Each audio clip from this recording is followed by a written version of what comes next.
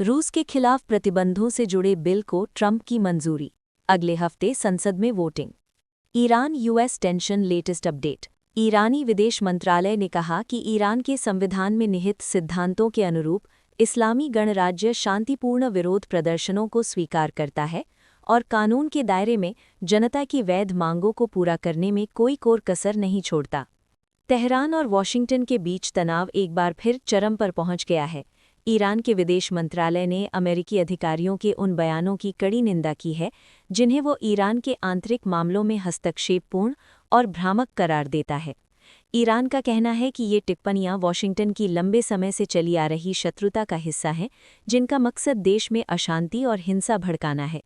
Iran की विदेश मंत्रालय ने अपने बयान में साफ-साफ कहा कि ऐसे रुख ईरानी जनता के प्रति चिंता से प्रेरित नहीं है, बल्कि ईरान के आंतरिक मामलों में अधिकतम दबाव, धमकियों और हस्तक्षेप की नीति का हिस्सा है, जिनका मकसद हिंसा तथा आतंकवाद को उकसाना और ईरान में अशांति तथा असुरक्षा पैदा करना है। घरेलू हालात पर बोलते हुए मंत्रालय ने कहा कि ईरान के संविधान में निहित सिद्धांतों के अनुरूप इस्लामी गणराज्य शांतिपूर्ण विरोध प्रदर्शनों को स्वीकार करता है और कानून के दायरे में जनता की वैध मांगों को पूरा करने में कोई कोर कसर नहीं छोड़ता। इसमें जोर दिया गया कि विदेश मंत्रालय आर्थिक कठिनाइयों को कम करने के लिए जरूरी कदम उठाने के महत्व पर बल देता है। साथ ही ये भी स्पष्ट किया गया कि इन समस्याओं का बड़ा हिस्सा अमेरिका द्वारा ईरानी राष्ट्र के खिलाफ अवैध तथा अन्यायपूर्ण प्रतिबंधों से छेड़े गए पूर्ण आर्थिक एवं वित्तीय युद्ध से उत्पन्न होता है। बयान में आगे कहा गया है कि अमेरिकी सरकार आज ईरान के खिलाफ जो कुछ कर रही है वो सिर्फ आर्थिक युद्ध नहीं है, बल्कि ये मनोवैज्ञानिक युद्ध, झूठी सूचनाएं फैलाने का मीडिया अभियान, सैन्य हस्तक्षेप की धमकियां तथा हिंसा और आतंकवाद को भड़काने का संयोजन है।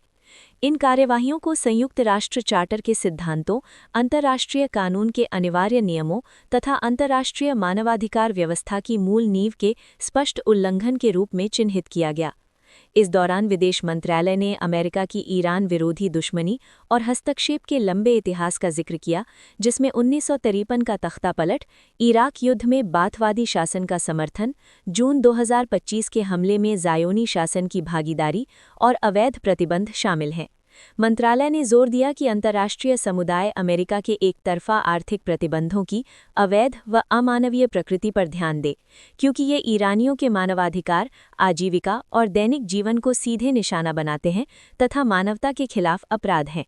CNN के अनुसार ये बयान ईरान में घातक प्रदर्शनों के दौरान अमेरिकी राष्ट्रपति डोनाल्ड ट्रंप द्वारा हस्तक्षेप की धमकी दिए जाने के बाद बढ़ते तनाव के बीच आई हैं, जहां वरिष्ठ ईरानी अधिकारियों ने चेतावनी दी है कि अगर वॉशिंगटन हस्तक्षेप करता है तो क्षेत्र में अमेरिकी बलों को निशाना बनाया जा सकता है।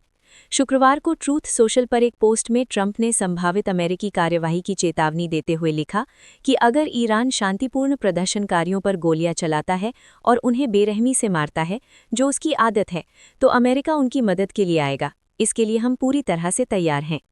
डोनाल्ड ट्रंप के इस बयान पर ईरान के सर्वोच्च नेता आयातुल्लाह अली खामेनेई ने शनिवार को कहा कि ईरान दबाव के आगे नहीं झुकेगा।